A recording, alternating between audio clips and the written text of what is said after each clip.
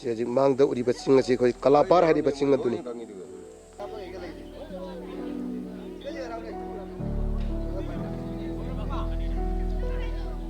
Okay. Hanmada mayambu aigi channel asibu midang tabi de khoi tara bu khurum jari ngasi sidi ekhoi gi zaribon gi koi kala pahar dagla sora gi ibudau sana sai ahum gi khoya khada ahum subo oina si koi malen gi moi pumbagi yaifa nabagi khoi gi thoni bagi thorma makhak mafam sita sai gi oina chatha jabani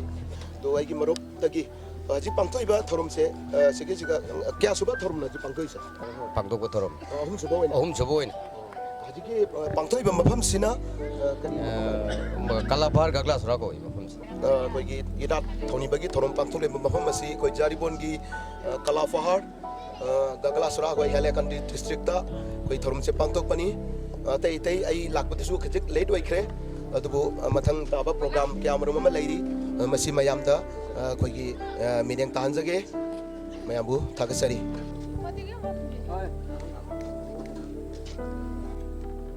hojik mangda koi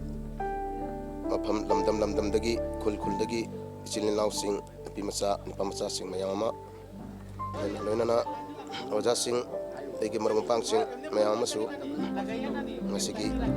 thorum masida lingbirakpa yamba ngasigi koigi irat thonbegi thorum sita ko yamana lingbirak pase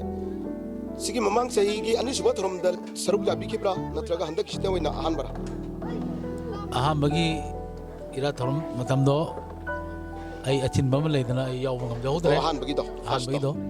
ada ngasi sidi sodam gi sa ai hakna paujel phangba amasung phangdaba odu thidana taraga ai yaudaba yade habi wakal sing chalaga lakjabne fare yam ngai je koi ngasigi oi thorum sigi koi gi secretary peming wena panjarab da sinam pahari koi oja sidagi wafam tang mayam da oja ngasigi thorum je pung kya dagi koi thorum se hobo ngasigi se ayuk pung mapan lagi pung kya ba koi thorum je chacha jagani pung ahom bau chacha jagani bau ba natra hauji paw da karai be mi sing se loisil laglabra natra gana ate ju lakpagi angna kini natra lakna di okay jam ngai je ojaga ngasi unabase loina na ai khoi gi ngasi gi thorum sigi koi ming wena panjara bata kaisam kamdep oja sidagi wafam khratang masi tasengna di organizing group da di lejabdi na te ko adubu masi tasengna masi phaba thorum amani khoi masen punmin na bagi lamdam sida laiminari ba khoi mite irikcha sing sahi magi oina puksen khojan tinana awadi mapu da thawni baga loinana khoi gi pai bugi khubam sing si khoi gi haurai ba charon suron sing da masak khangan nana ba amati numi sigi gudong saba lauraga yai phaba numi sigi gudong saba lauraga khoi masen sinina oiriba irikcha khoi mayam su punmin ba se yam phai aduga tungda lakada ba sahi sing da adum mathang manau naina chathabase mase khoi gi apamani yam ngai je khoi gi oja da ina ngasi sigi wang sigi pakhumse ai gi pamjaba fangjaba se thank you thagazai hojik khoi manung da mayam da tamna changlaga manung gi phibam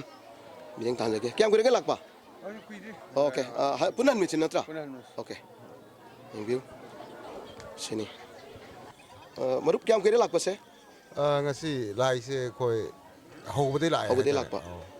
ozana siga ngasi gi thorum sida ozana pubiriba keno se karino ngasi mai bina ngasi lai lokhali bise asigi jantra nungta koi gi dhol saida ngat dhol nung jantra khongba khot pagi du line da jam ngai je oja loi baba lei toi natra loi bok jaw thagasari du ne hojik mayam yeng biu mineng tabiu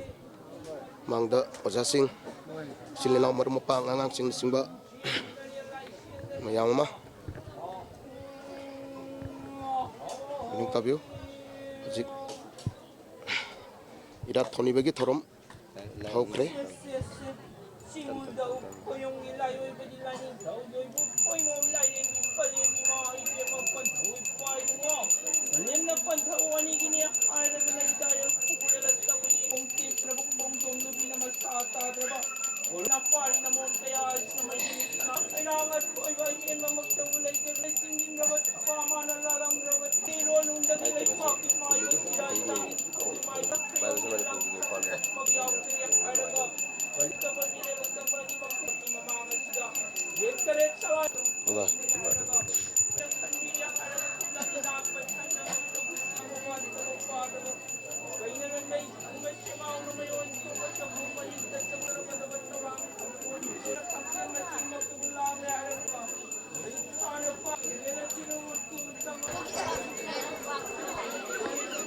Hujud Ima Indor Singh Seychel Mayama Masigi Thorum Sida Lengbirakpa Mineng Tamilasi Hujik Irap Thonwigi Thorum Chathari Matang Mayam Se Amuk Moi Kogi Silwaraga Mayam Se Changadori Bani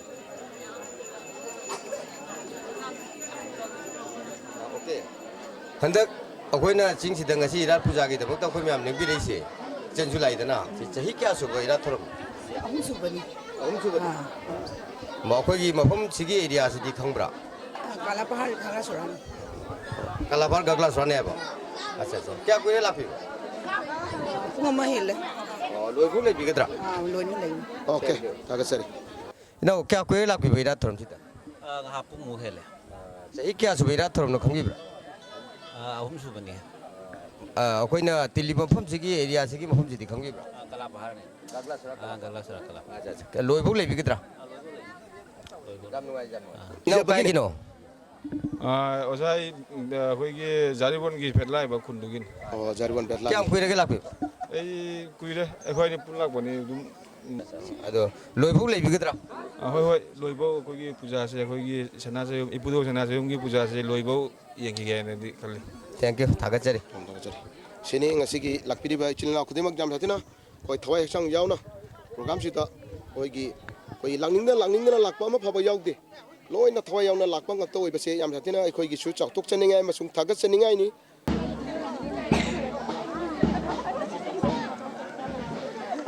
ngasi mangda lepiriba ojasi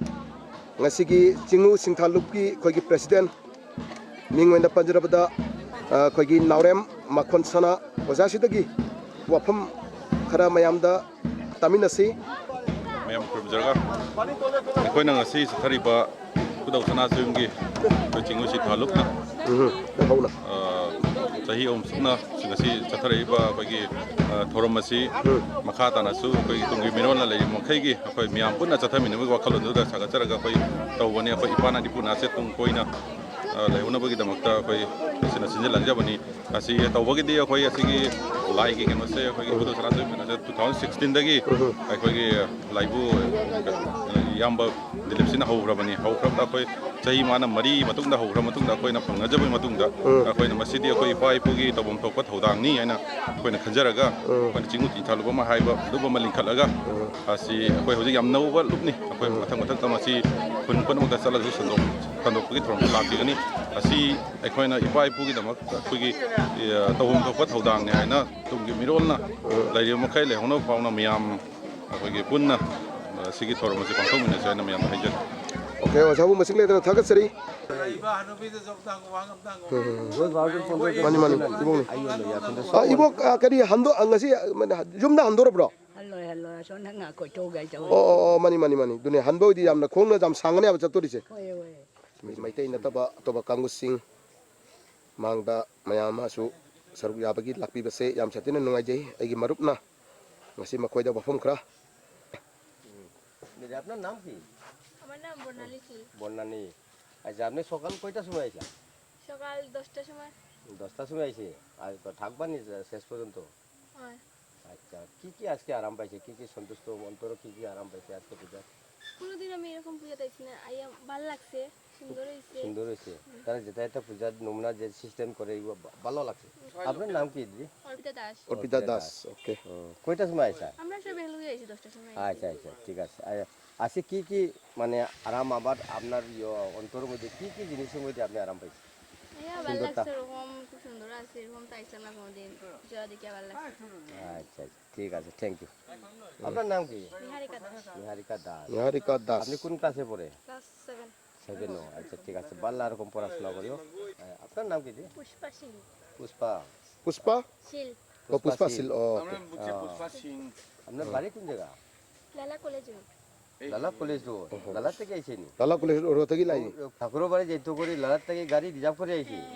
सब एक संगे ऐसी আমরা তো hockey খেলি সব আমরা team ए सब दूर মানুষ রে ভাইটা আমরা হকি খেলি সব আচ্ছা আপনি আজকে কি জিনিসের মধ্যে আপনি আরাম পাইছে সুন্দরটা আমার তো খুব ভালো লাগছে ফার্স্ট দেখিয়া খুবই আনন্দ লাগছে আচ্ছা এটা 3 বছর হইছে আমরা যে পূজাটা নানি এই 3 বছরটা কি চলে আর এই মাসে আবার চারবার করাইব পূজাটা চলবো 4বার 5বার 6বার প্রত্যেক বছর আমি আমরা এখন থেকে চলো জানি আমরা চলো প্রত্যেক বছর আইব নিমন্ত্রণ দিলাম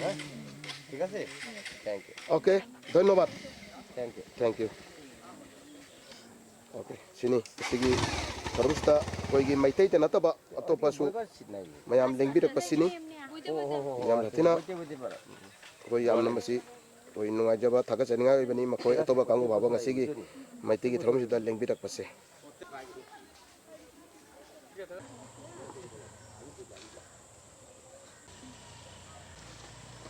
हुजिक मी लाक लेप्त्री मथंग मथंग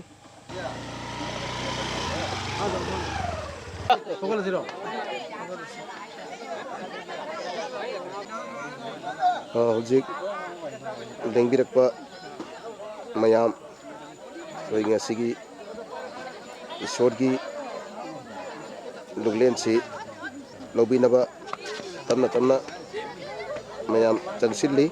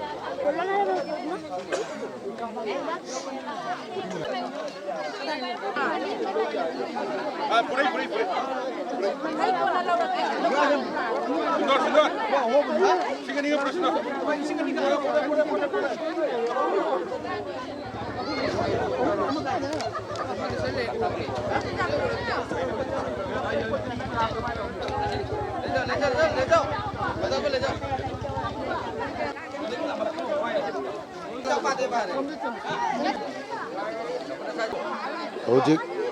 कोई लाइगी प्रसाद फंगबगी थोरम से तबना तबना अदम मी से लोसिलपगी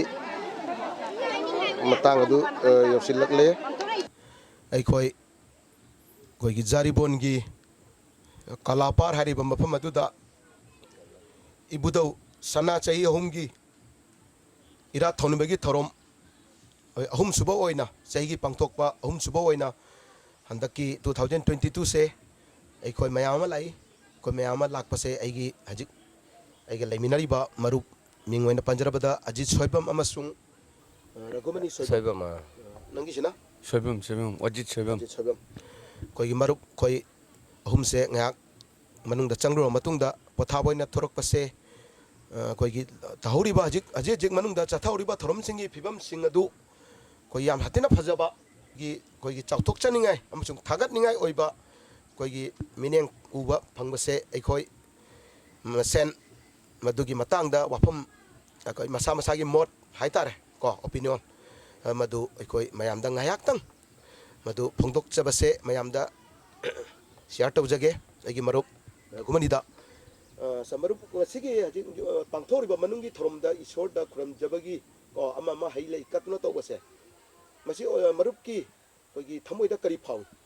मसी अखोगी चन्नबीगी मतुंगिना कोई कल्चर सु होय दे चन्नबीगी मतुंगिना अखोगे सी इरात पूजा तौरिसे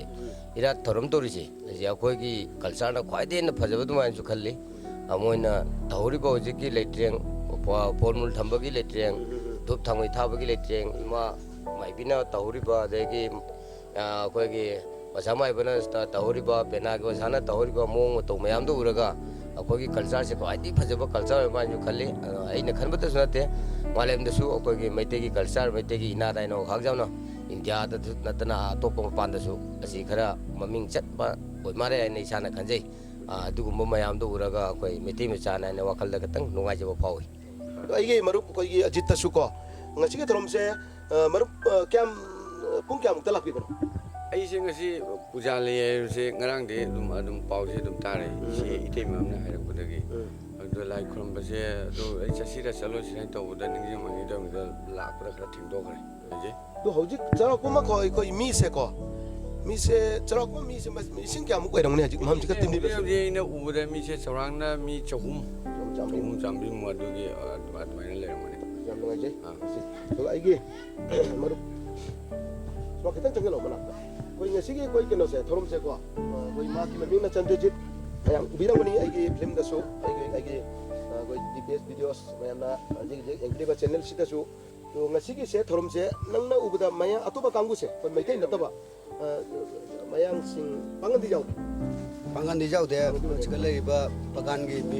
ꯀꯥꯡꯕꯨ ꯈꯔꯗꯤ ꯌꯥꯎꯏ ꯆꯥꯎꯔꯥꯛꯄ ꯀꯌꯥꯃꯨꯛ ꯑꯣꯏ ꯑꯇꯣꯞꯄ ꯑꯩꯈꯣꯏꯒꯤ ꯑꯇꯣꯞꯄ ꯀꯥꯡꯕꯨ ꯃꯌꯥꯡꯁꯤꯡ ꯆꯥꯎꯔꯥꯛꯄ ꯑꯗꯨꯝ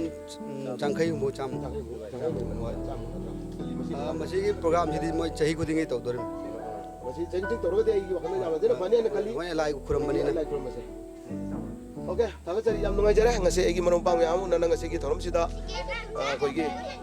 ngasi thorom sida tawri pa singasi koigi mayam pun mena yeng biduna saruk ja biduna mapung phan base machi kaktani masi araga matang sida mayam kainasi thagachari